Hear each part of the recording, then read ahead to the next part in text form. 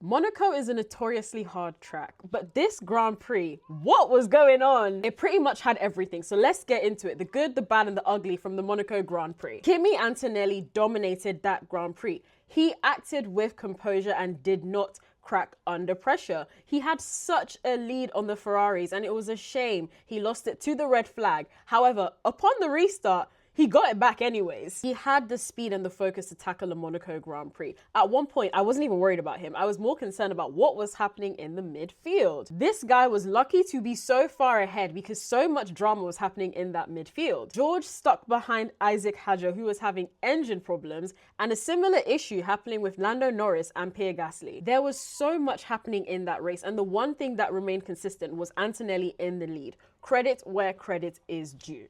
And coming in second, Sir Lewis Hamilton. It is so bittersweet when I see these two on the podium together. I absolutely love it, but my Mercedes heart cannot take it. Now on to the bad. The amount of penalties for cars speeding into the pit lane to the point that even the commentators are confused is really weird. And the thing is, everyone was warned. Everyone going into that pit lane was warned, yet somehow they still came out with this penalty. Oh my God, Leclerc's crash was genuinely unfortunate. He wasn't even blaming the tarmac. Everyone was like, oh, it's the tarmac, it's lifted, it's this, it's that. He was like, no, it was the brakes. It was the brakes. He was standing on business. He said this is a Ferrari issue.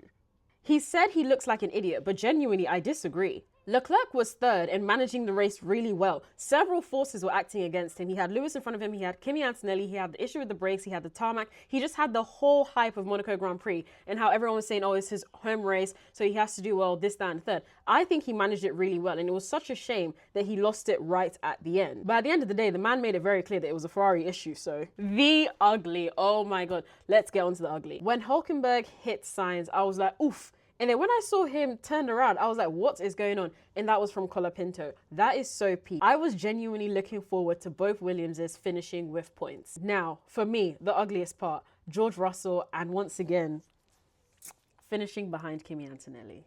I don't even mind that. It is what it is.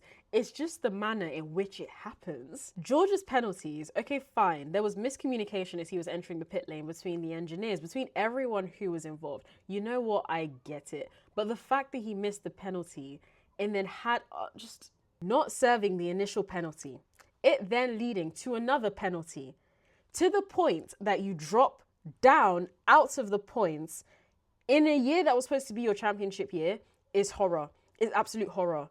I am a Mercedes fan. I'm more than happy for the drivers to be right at the front of the grid fighting it off. That's what I want to see. I would rather they went bar for bar. Like in the Canadian Grand Prix, when they were going bar for bar, I thought, yes, this is it. This right here is Formula One. However, not even being able to compete with Kimi, what's going on?